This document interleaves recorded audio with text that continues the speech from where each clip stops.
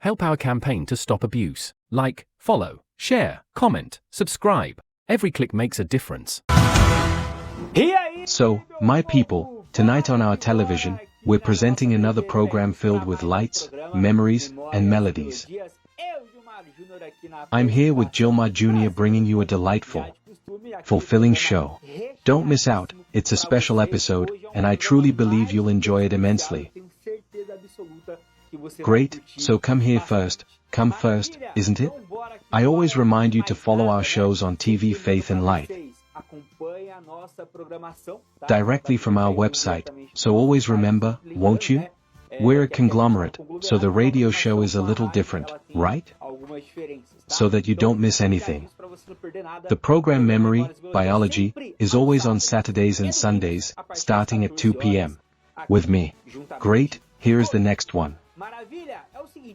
We don't have an interview with Dos Dos, but here is one to grip you from start to finish. Andre Moreira, our host, interviewed Steve. He's here, he's going to get you excited, right? We are talking about a man who won an unparalleled victory from his pain,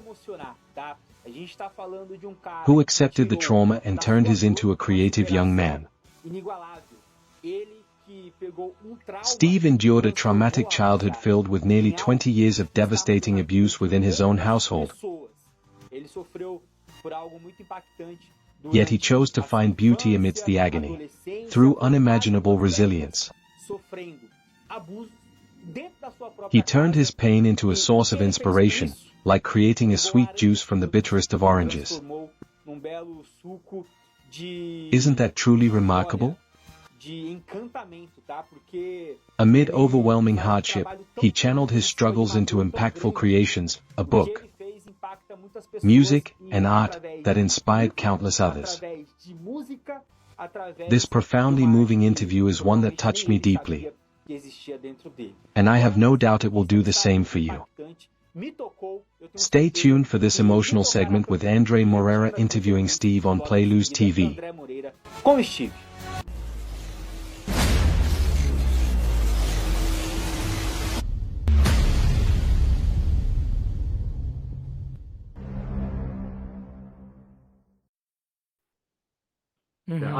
I can't hear Andre when he's talking. No, you shouldn't hear him at all. We shouldn't hear him at all because it is just going to be extra noise if you hear him. You know what I'm saying? Because he's already speaking Portuguese. In this case, you only have to hear one English channel. We're going to give you some clean audio, only English.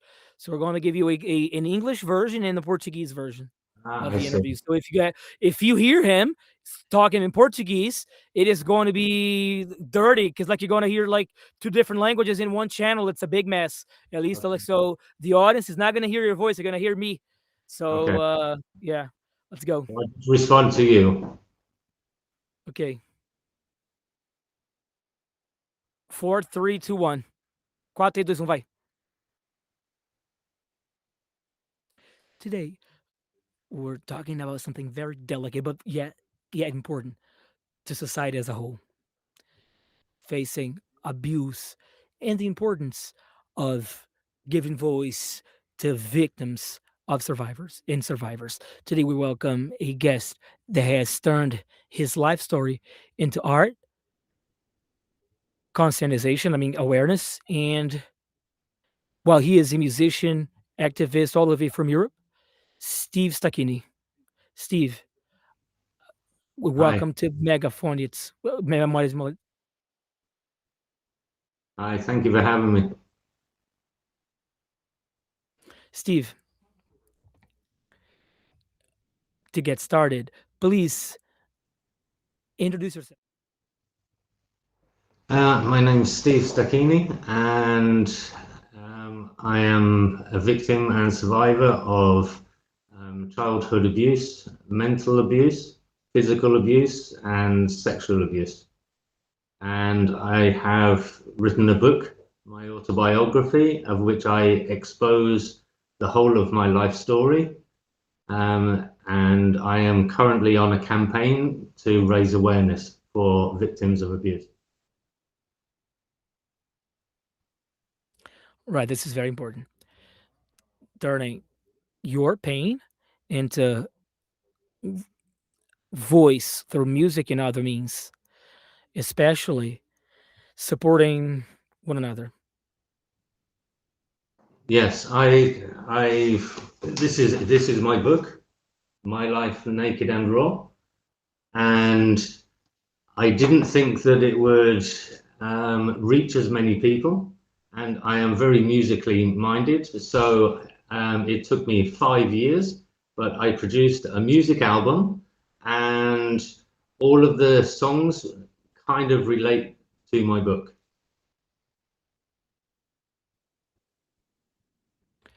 Yes, we're going to be discussing throughout the interview about the importance of the book itself and even the songs. So, Steve, you were born in England, but you now live in Spain. How Correct. did you go about moving to some places?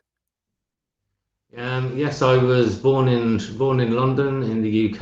I grew up in the UK, and 20 years ago, I simply just had enough of the UK, and just packed up and moved to Spain. I didn't know one single word of Spanish, nothing. I just wanted a better lifestyle, and that's the main reason I moved. The UK was just far too, we say, a rat race. It was just Foi isso. You mentioned your life transformation, right? Book. Tell us about your autobiography. Mm, uh, your life naked and raw. uh, As it was, you have like lived a childhood full of abuse. What's the importance of this book? um, yes, in 2015, I took a break from all of my commercial work and decided to do a project for myself. And one of the projects was to complete my book. Um, I've never had any therapy, but writing the book was extremely therapeutic. There would be times when I would be typing and typing away, and the memories come flooding back, and I would be in tears, writing my own book sometimes. And to be honest, it was only through writing that I realized um, how dramatic and how traumatic, yeah, actually this boy's childhood actually was. And yeah, I the family dynamics were a little bit complicated, but I was constantly a witness to domestic violence from my mother, from my father to my mother. That was a weekly thing. And this ended up being sort of translated to us children. And yeah, the mental abuse, the verbal abuse, the physical abuse. Physical abuse wasn't just being hit. You know, the punishments were severe. On one occasion, I had my head shaved bald, yeah, to humiliate me, you know, and it's, that was at the age of, let me think, probably 11, you know, and it's just crazy. Um, yeah, I used to be the only child in the family that would beg my father to punish me in any other way except for violence. Yeah, choose anything else. Just don't keep hitting us. Just don't keep beating us. Sometimes it paid off. Sometimes it didn't.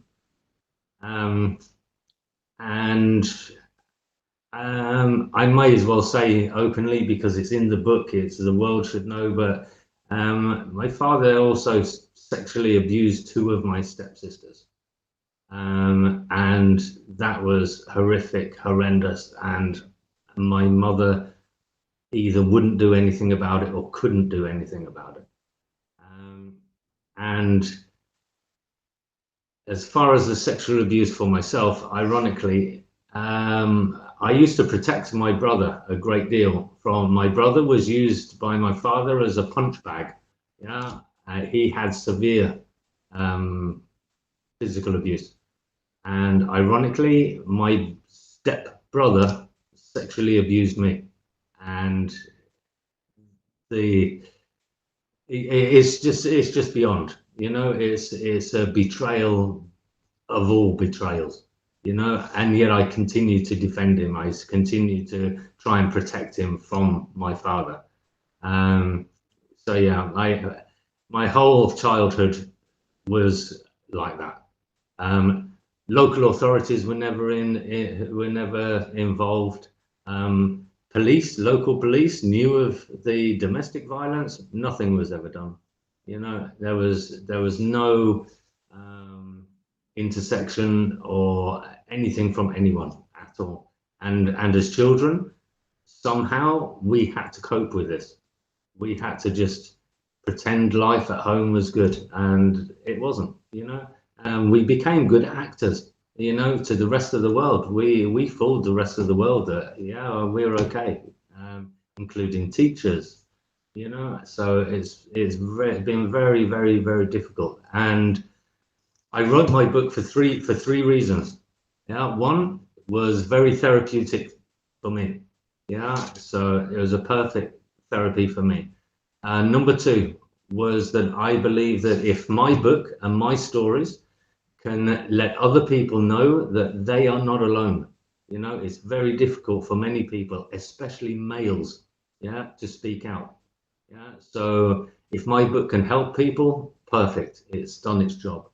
And the third reason was really to let the perpetrators of these abuses know that after all these years, they haven't got away with it because now I've made it public. The whole world can know the naked and raw truth.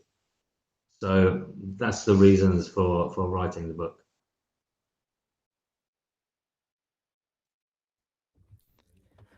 Yes, this is very important, as you said. You know, the focus of your book, right, or the foundation, basically awake and raise awareness, as you said in your book.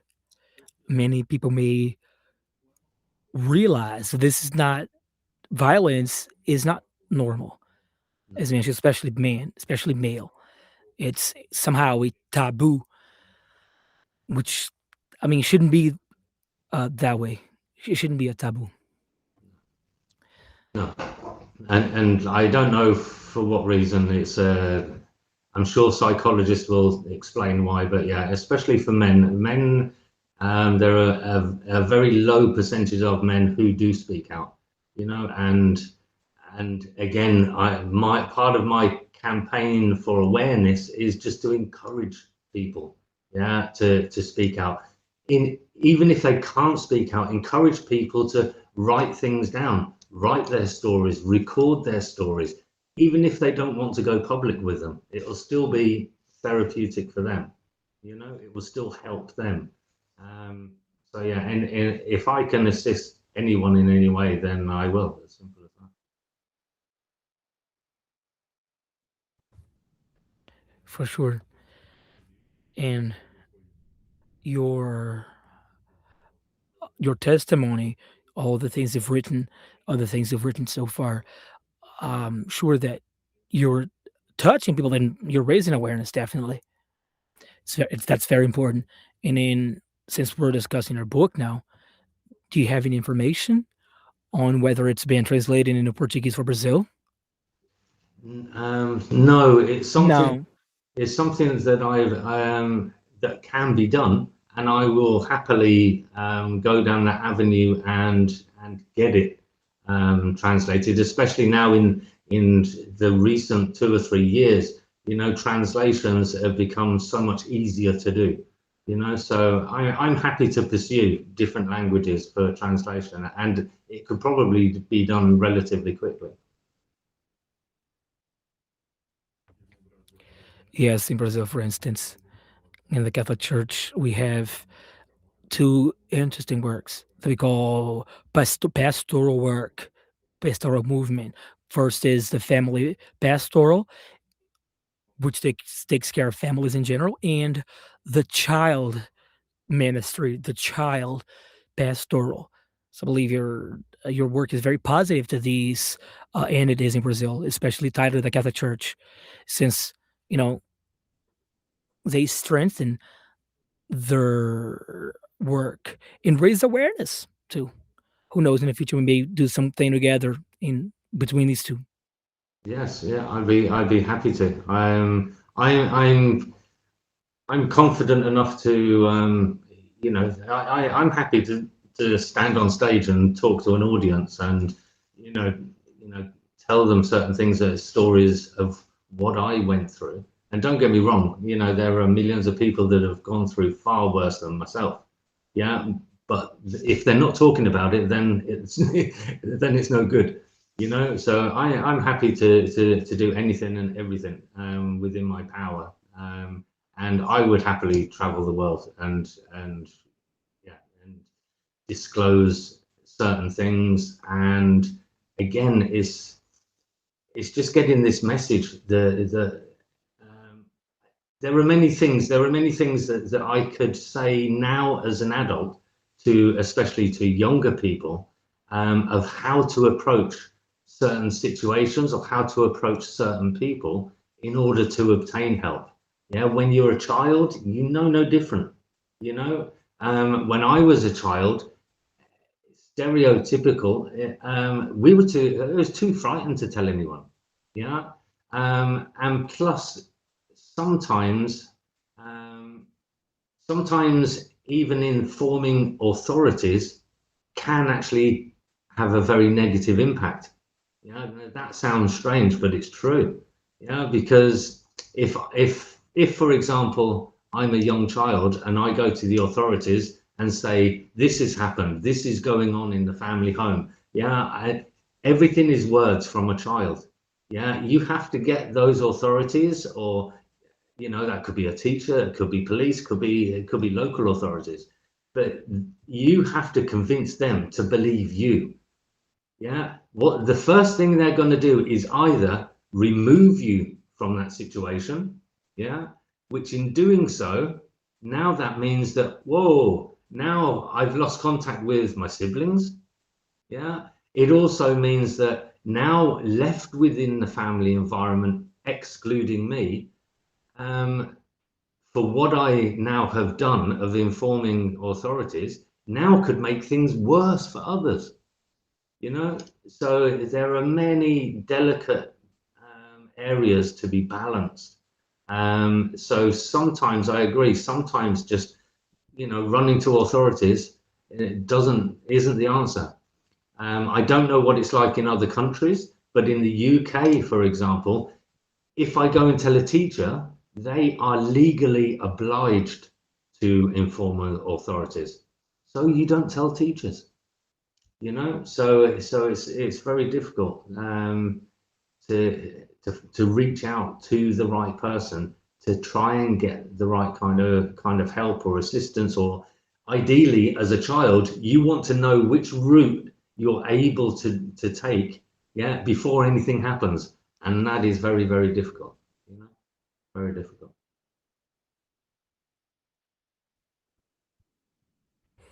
Yes, here in Brazil, for you to have an idea, there are several public authorities or bodies that are capable of providing support and identifying violence against in child abuse in general. Daycare, schools, and hospital. If they identify uh, in an abusive situation, it is their duty to call upon or to summon the authorities. I mean, higher authorities. And so there is a protection network in Brazil. Yeah. Okay. I mean, it would be easy if say within the environment that I was in, if someone could have just come along and plucked out my father, for example, and removed him from the equation, okay, we struggle as a family, work, money, etc. That would be the perfect solution. but it's very difficult in the UK anyway, and probably mainland Europe, to do such a thing.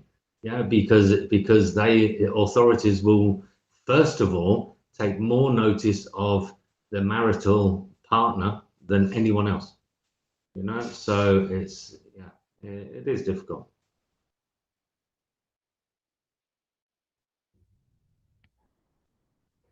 Yes, we understand how complex this is.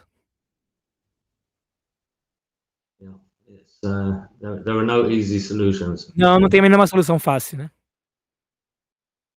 You know, but there are, the other thing that you have to encourage people within these certain situations also is to kind of, it doesn't stop the abuse, but to kind of develop self-coping mechanisms. Yeah, you need to be able to cope in certain ways in order to minimize the different types of abuse. You know, this may sound really, really crazy, but I can remember as a child, very, very young, being able to literally, I could pretend to be asleep. I could act 100% asleep. Yeah, even if there was no disturbance, I would be able to concentrate with my eyes so that literally you could look at my eyelids and think I was asleep, you know? And yeah, I could stay perfectly still, 100% still, even if my leg was itching, yeah, or you know, something that you would normally just sort of, I need to scratch. Yeah, I did ignore such things. Yeah, because I knew if I laid 100% perfectly still, they would think I was asleep, and yeah, less harm would come to me. You know. Yeah, there are different ways of coping. I would always encourage a close friend. Yeah, it depends what sort of age group, I suppose, but a close friend can often be the perfect person to confide in, and you only need one. Yeah, as long as that person is truly open and understanding of what is going on within your home or within your environment, that one person can be vital, you know?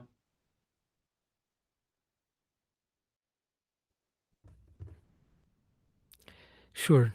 Like I said, we create a protection network, right?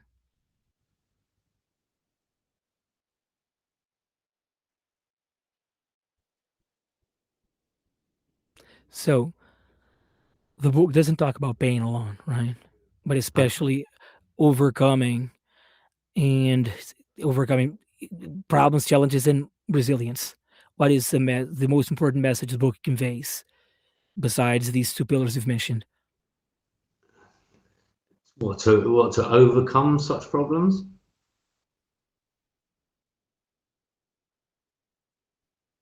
I mean, the message itself, the message the book conveys, the most important message that people, upon reading our book, will will will realize.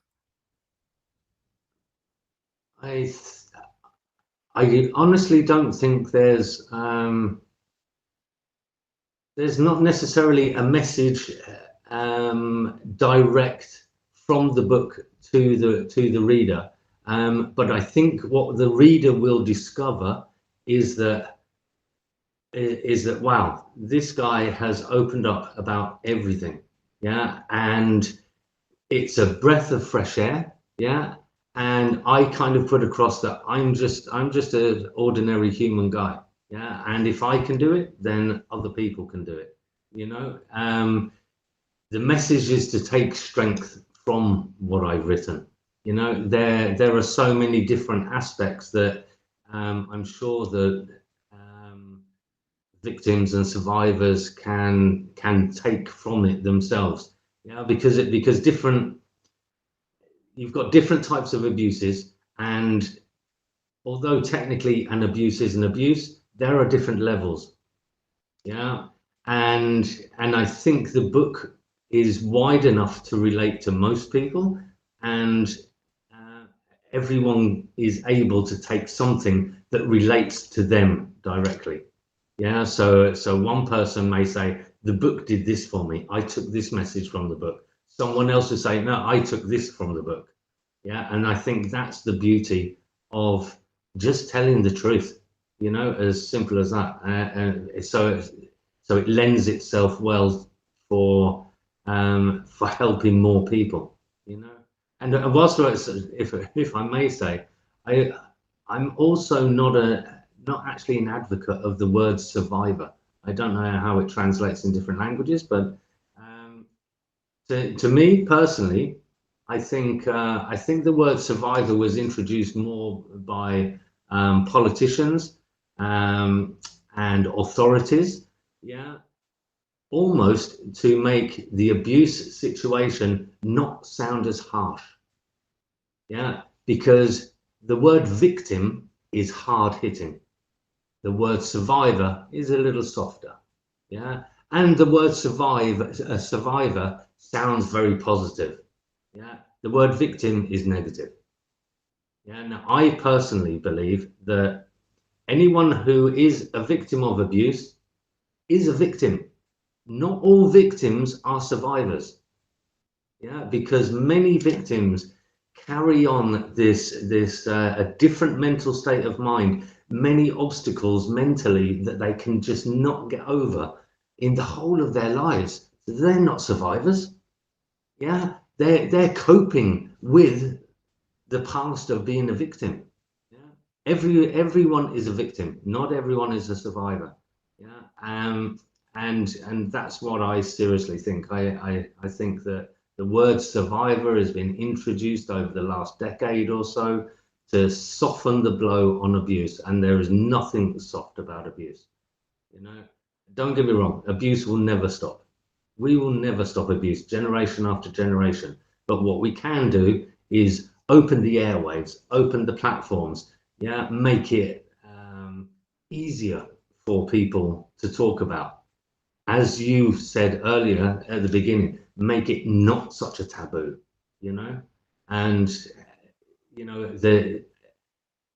I think the biggest taboo that a man can make is to say he's been sexually abused, yeah, especially if it's you know, obviously from another male, yeah. That's the biggest, that's the biggest hurdle to get over, okay. And we're already there, you know. People like myself are talking, you know, and that's the encouragement that we want to put out there. And what with social media, what with networking, what, you know, there are so many things now available that were not available when I was a child, you know. And so my campaign continues. Yeah, I'm willing to speak and to listen. You know, listening is can be just as important. You know, it's it's very easy, I think, for people to hear what someone has to say, hear their problems, but quite often we respond in such a way to say, "Oh yeah, well, my equivalent was this, that." We don't always have to tell our equivalents. Yeah, the importance is to listen and help that person. You know, just help them cope. It is difficult. It's not an easy subject, and that's part of the reason for myself trying to campaign is to broaden is to broaden the censorship, if you like. You know, it's not censored, but I still have to be very careful about what I say on certain podcasts and things like this, you know. But yeah, people will take many different things, I think, from the book, and I'm glad that I have done what I've done. Yeah, the book is also, it also falls as a legacy on the personal front. It also falls on the legacy to know that I was here on this earth, you know, and I left something good behind when I go, you know, for others to take something from it. You know, it's horrendous, and I've lived with this obviously all my life, you know. So yeah, I do what I can do.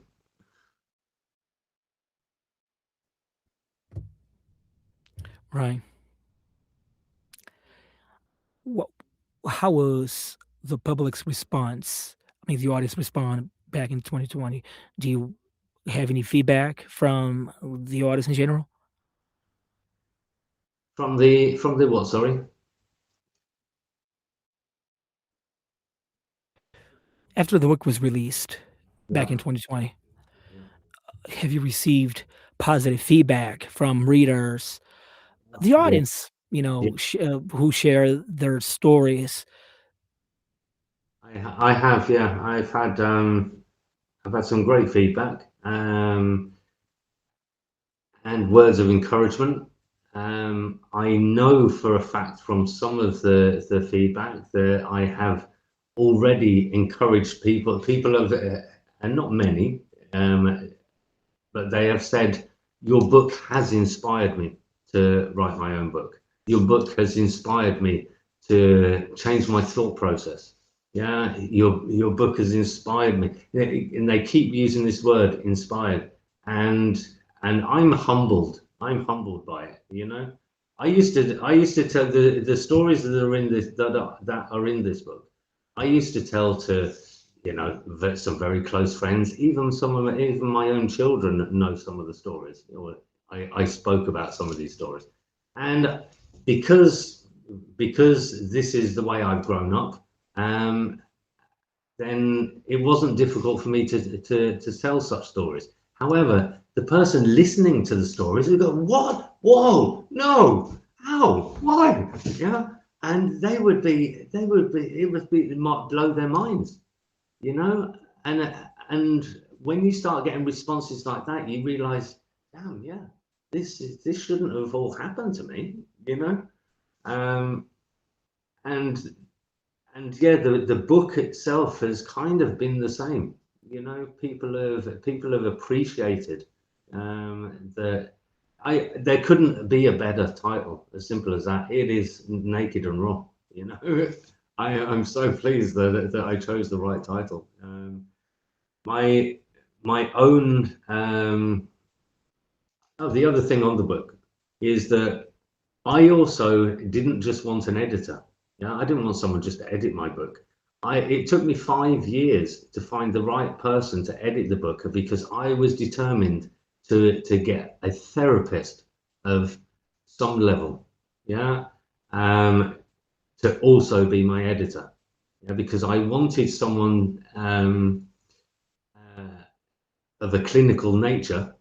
Yeah, to fully relate, who would naturally fully relate to the stories that I was telling. You know, I wanted someone with a vested interest. I didn't want to just pay someone to edit my book. Yeah. So my editor, technically, I got free editing because my editor was so engrossed, and they've had a whole lifetime career as like a clinical psychologist, and they realized the importance of my work. Yeah. So and it gave them something, for their own clinical views.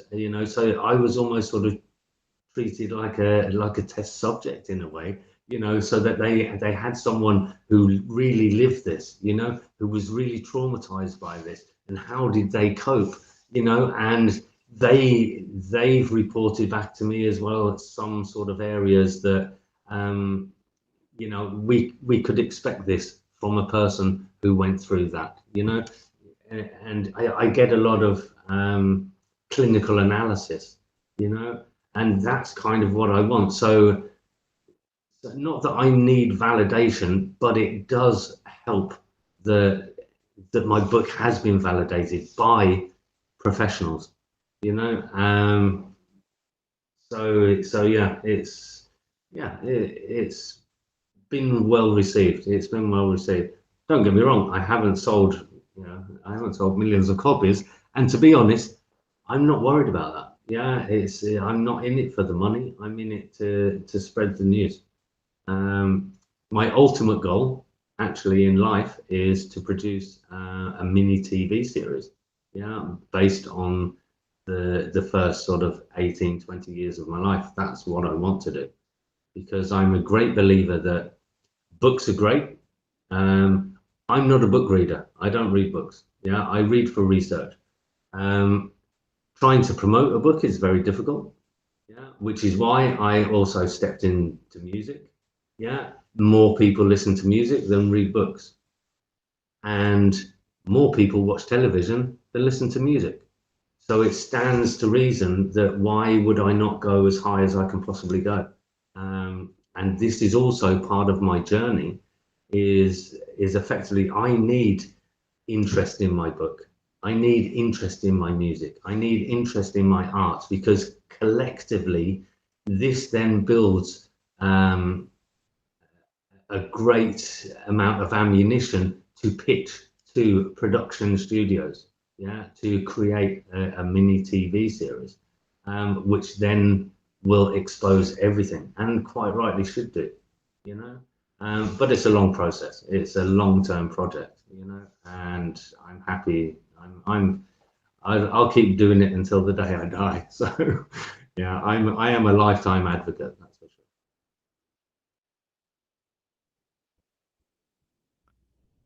Right. So, Steve, you also mentioned the musical aspect of your project, right? Telling a story through music, raising awareness through music. So, Okay. the album you've released, Unconventional, how did the idea of turning this story into music? Okay. Well, for me, it wasn't actually too difficult. As I've already explained, I knew that I needed to take the book to a different level. I am very creative, um, and I am very musically minded. So it stood to reason that, okay, this is what I'll do.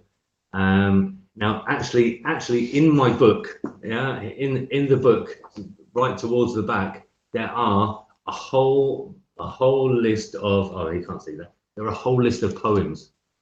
Yeah. Now, one thing I used to do as a child was write poetry. Yeah. And writing poetry as a child was one of my coping mechanisms. Okay, it took me out of the real world. It allowed me to put some pain, some thoughts, some feelings, into poetry. Okay, um, and believe it or not, the album Unconventional. Okay, um, all of the lyrics are those poems. Okay, I took that poetry, okay, and used those as lyrics for the songs, for the album Unconventional. Ideally, I wanted 18 tracks on the album to kind of represent the 18 years of my first 18 years of my life, um, and not all of the tracks are about abuse, as you've heard, a couple of them, but some of them relate. There's one that I know that Capella FM have been playing, called Gambler. Yeah, the tune itself, sounds quite a funky sort of dance tune that you could imagine it in a average kind of a club and what have you. However, the idea actually came from because my father used to gamble. Yeah, as well as having a drink problem sometimes. He would also sometimes have a gambling problem. Yeah, and as children, sometimes we would watch the television and hope that this horse would win the race so that we could eat the next day. Yeah, and my father blew I tens, maybe hundreds of thousands of pounds, just wasted on gambling. Yeah, and that's where Gambler comes from, the song. So there are different aspects of it, but the album Unconventional may not be an unconventional title. There are other albums called Unconventional, but that's the route I wanted to take, because I believe my book is unconventional. Yeah, my life has been unconventional. So it stood to reason that yeah, the album should be called Unconventional. And the best way to describe the album as a whole is emotive. There are some really truly emotive tracks in there, you know. And I also created videos for each one of the tracks, and it actually came out better than I expected. I can say with pride that there's not one thing that I would change about any of the tracks, about any of the video music tracks either. And it kind of does tell a story in my head anyway. It tells a story sort of from the beginning to the end, and then there's a like a final update at the end as well. Yeah, I'm very proud of it. I'm glad to say that family members of mine are very proud of it as well. Um, and yeah, it's another aspect um, to push awareness. You know, so that even if no one knows me, if they listen to a particular track, they're on Spotify, then obviously they can read stuff. But you know, and if there's a music video on YouTube, and at the end there'll always be, you know, this actually is to raise awareness about abuse, you know, and it makes people sit up. They go, well, oh, I thought it was a track about something else, you know. Okay, what's this about, you know? So it opens up other avenues to alert people and to make announcements that, listen, guys, because this may be good music, may not be good music. It may be good music, but the important message is, yeah, that it's raising awareness. You know, it's a campaign, it's a concept album, is what it is. You know, it has a quite a range of mixed genres in the album. You know, which is purposeful.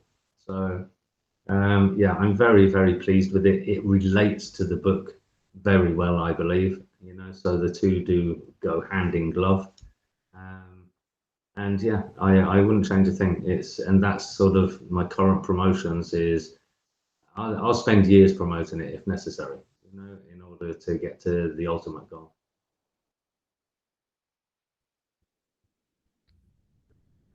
Yes, that's very important. Alternatives, promoting this life story and raising awareness, Yeah, about your life story. yeah. So, since you've mentioned your social media, please tell your audience members where they can find you on social media. I'm pretty sure that if you can spell my surname correctly, Stachini, I'm pretty sure most searches will come up with Steve Stachini somewhere. But yeah, I'm a regular user on Instagram for social media and Facebook. I do have accounts on others like TikTok and X and LinkedIn. Um, and obviously for streaming services for the music, especially the book, and for videos, I'm now on pretty much probably most streaming services. Um, and the because it's the Naked and Raw campaign, yeah, I did put together a website which is just called nar.bio, yeah, for Naked and Raw autobiography. And if anyone would like to go to nar.bio/links, yeah, there's a whole multitude of different links there. So yeah, hopefully I'm pretty much everywhere.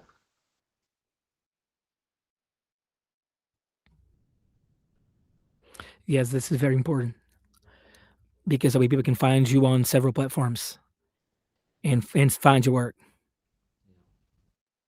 And I don't keep myself private either. Everywhere I have business websites as well, but everywhere I always post my WhatsApp number, and I'm always available on WhatsApp. It's basically a public number. So yeah, I if I can help anyone, I will. As simple as that. But the other important thing, which I did stress there on one of my probably social media videos, is um, people don't have to buy this album. People don't have to buy this book. I will readily give it away free. Yeah. Um, I will help people in any way, shape, or form. The only thing that I do ask is um, every single click nowadays, yeah, on the internet helps the campaign. Yeah, I need to demonstrate, yeah, that there's an interest in this. Yeah, so literally every single like, follow, share, comment, yeah, subscribe, every single click literally does make a difference, and that costs nothing. You know, I'm not trying to big up my numbers to make myself bigger. I don't need that, but I do need numbers, yeah, to help the campaign to take to the next level of a TV series. That's what I need. So that's why every little click literally helps, you know.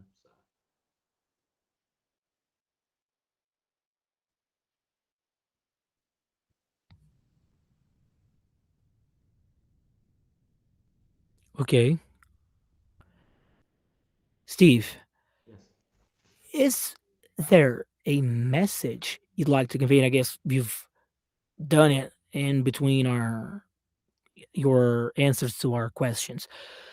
But can you please convey a message, a short message of hope to people who are still going through some kind of abuse? Would like you to share, convey a message to one of those people. Any kind of message that you have in your heart that you'd like to share. Okay. It is quite difficult, but I would I would tell everyone, anyone in any abusive situation, to remain steadfast and strong and believe.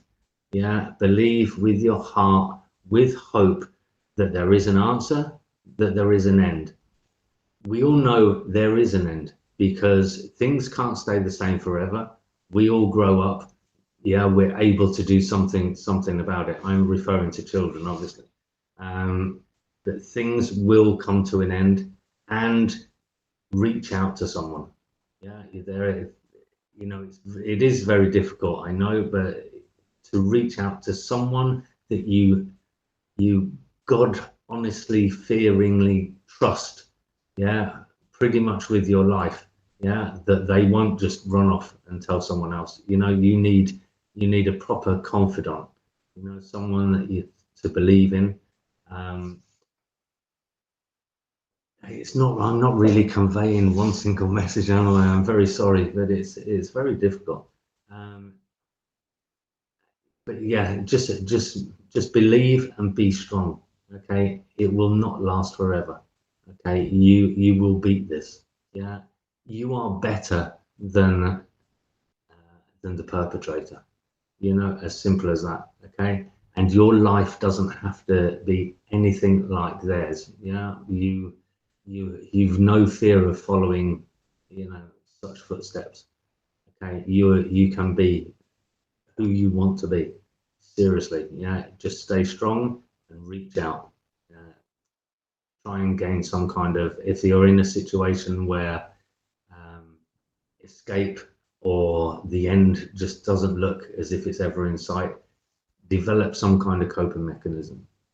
Something that'll help you. As I referred to earlier, it could be writing poetry, it could be drawing pictures, and it could be anything that's meaningless to anyone else, but very important to you. Yeah, these things will help you. But yeah, just be strong. If you're able to speak out, please.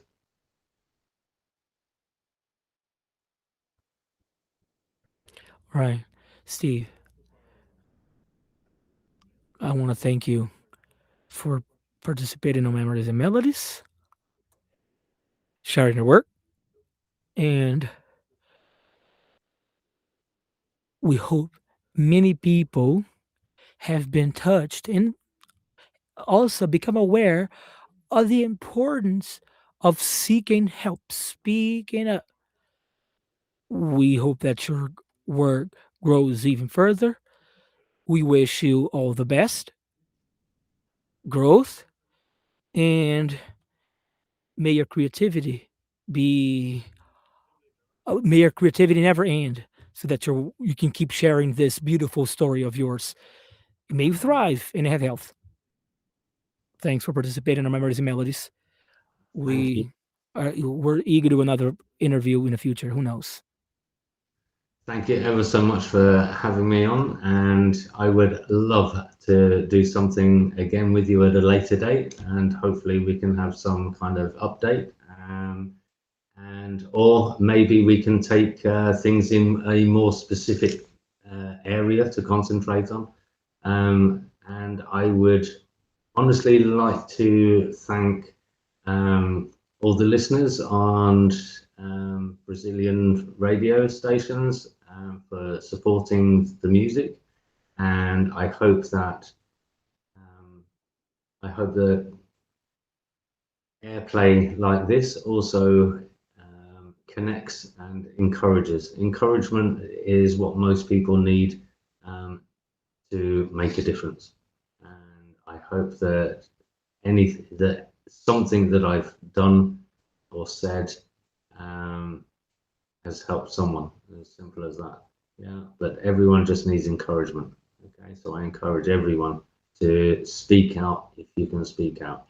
Yeah, because you need to speak out safely. Yeah, but yeah, speak up, speak out. You are not alone. That is the key message. You are not alone. And thank you very much, and thank your team for having me on. I really, really do appreciate it. Thank you. God bless you.